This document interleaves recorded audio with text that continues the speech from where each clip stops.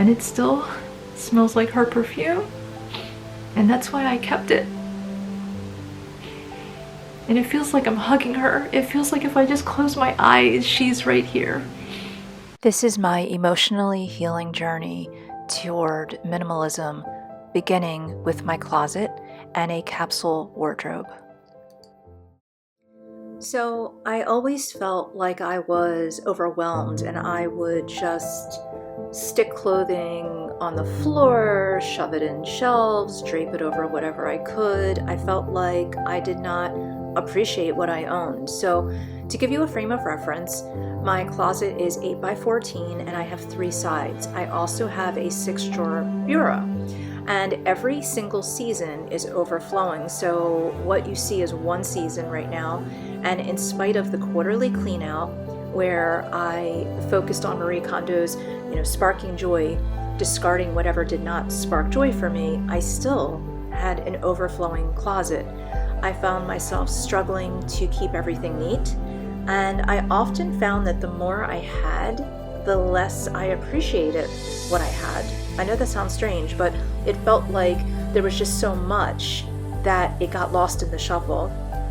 And in spite of having over 500 items, because I stopped counting at 500 because quite honestly, I ended up being exhausted, and you'll see that, I felt like I had nothing to wear, and I felt like there were a lot of items that were mixed and matched in my closet that didn't even belong. So why I did this are for a few reasons. Number one, I started learning more about fast fashion, and I decided that I did not want anything in my closet that was fast fashion. So I only wanted sustainable, fair trade clothing. So in addition to cleaning everything out, I had to check to make sure the things that I wanted to keep were fair trade clothing. So that means no sweatshops. That means that I didn't have, I wasn't going to keep anything that was going to be in any way coming at the expense or the sacrifice of a human life in any way, shape, or form. I felt like that would be not right for me. Also, I haven't mentioned it much at all on my channel, but I'm neurotypical, which means I'm part of the spectrum of neurodiversity.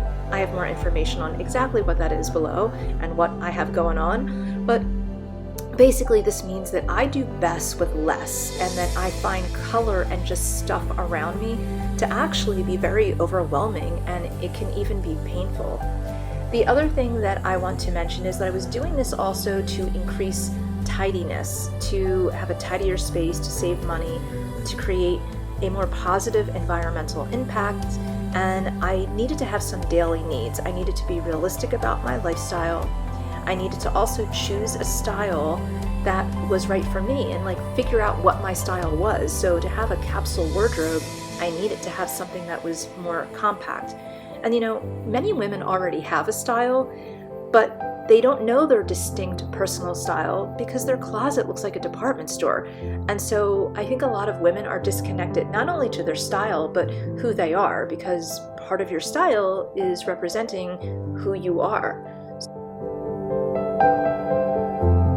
So I have only done a little bit right now, and it's really hard because it feels like I'm throwing away my past. And it's really weird, the emotional connection to clothing. I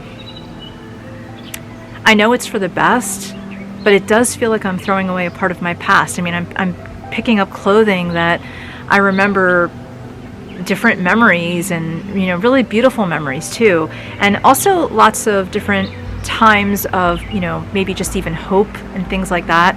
So it's just really overwhelming, and I'm just taking a quick break right now. It's beautiful out, but I feel really emotional. At this juncture, I'm realizing I haven't even scratched the surface. I'm embarrassed about how I have been so disrespectful to the items that I own. And there's my husband's little section right there. But I have 3 areas there that I could have really honored my clothing and had higher quality clothing that would not be at the sacrifice of someone else. So I'm just it's hitting me. This is not a one-day job at this point. I just threw everything all over my bedroom on the floor. I just had to do that to be able to just really root through everything. One thing that I really love about minimalism is that there is no set of rules. It is whatever fits into your lifestyle. And the benefits are plentiful. There's clarity of mind, even better health, more freedom, less stress, more time, self-confidence, greater purpose, extra money. And it really echoes everything that people go to therapy for. It's a sense of freedom and empowerment. With this goal of minimalism, I feel like I'm going to find that sense of stillness that is in this very chaotic world right now. And I feel like there's a spaciousness, a luminosity to having less and to being more rather than having more. This shirt has so much meaning. My cousin Sandra gave it to me and I wore it to see Paul McCartney twice. So in addition to making sure that everything fits and that I love it and it's sparking joy, I'm taking it a step further and I'm keeping it in a neutral color scheme, and I have to research each and every label to make sure that it's fair trade. So even if it hits everything else, if it's not fair trade and sustainable, it's out the window.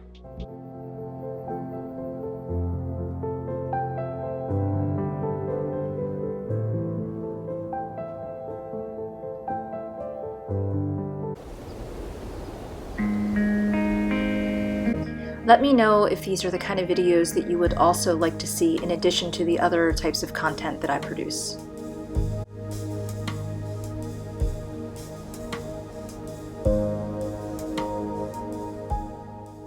Okay, so I won't lie, this is really hard. I think from the last time I recorded, it's been a few hours.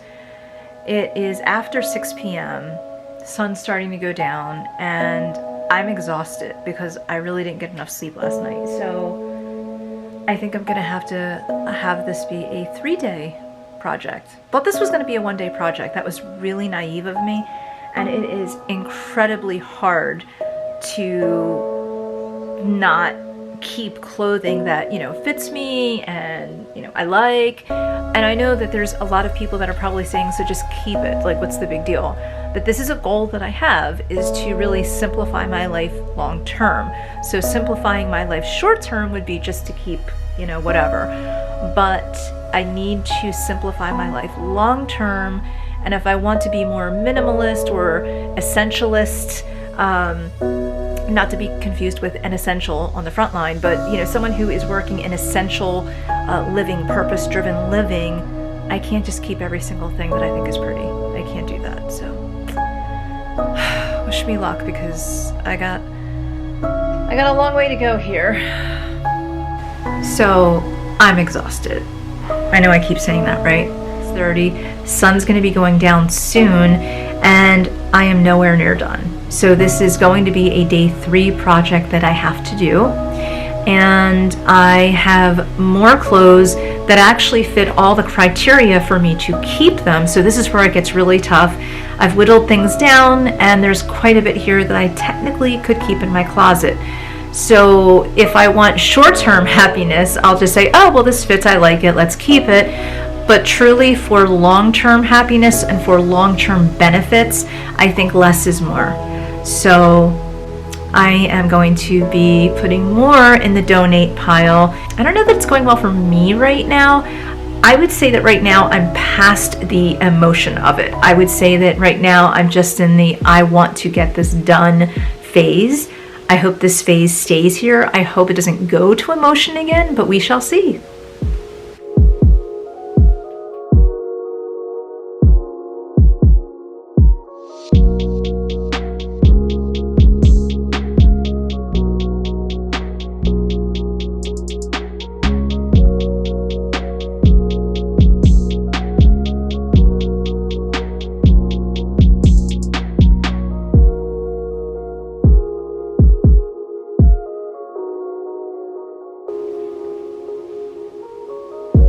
Oh my god, I think my clothes are having babies. It never ends. Hi guys, so it is, at this taping, oh my gosh, my watch died. Alright, well, it's probably around 9 or 10, and yes, I have to get to sleep, but this has been a huge project, not just because I'm going through clothing, but I'm also going through some boxes that were in the closet and so forth. and I found something that I'm absolutely not ready to get rid of. What I found was, after my mother passed away, I went through her closet, and this was her favorite sweatshirt that she used to wear. And so that was over 20 years ago. And it still smells like her perfume. And that's why I kept it.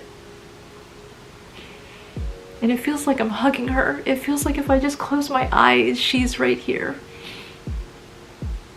If you guys ever have this opportunity to take an item, just something like this, and keep it in a bag.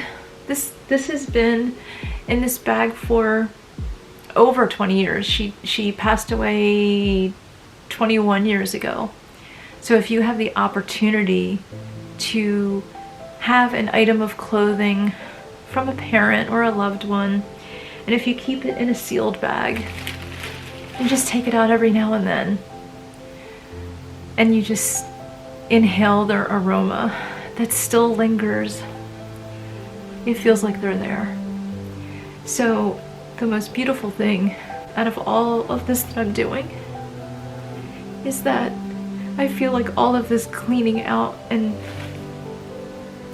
starting over and simplifying my life, and everything that's happening with, COVID and isolation, and all of my clients that are just so stressed out and feeling empty, and there's other people that are really angry. It just feels like just a beautiful sign that,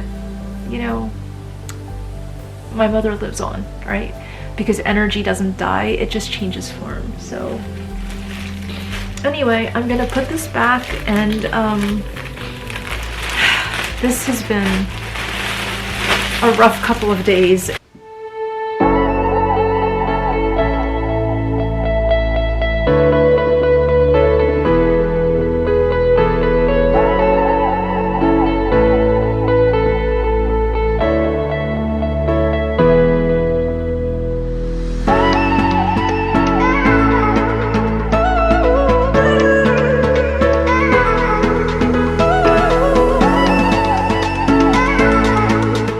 But let's say I did it. I eliminated over 500 pieces of clothing, including shoes, and I have a tidier space. I'm going to save lots of time. I'm going to walk into my closet and know that I love every single item. Everything is interchangeable.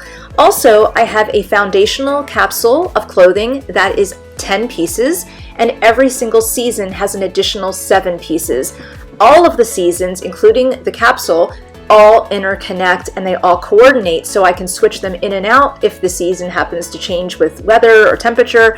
And I'm really excited. They hit every single mark. Every item is fair trade and sustainable. And also, I am really excited because now, especially with being neurodiverse, I can walk into my closet and I can just see this clarity and calmness, and I absolutely love it. I'm super excited about it.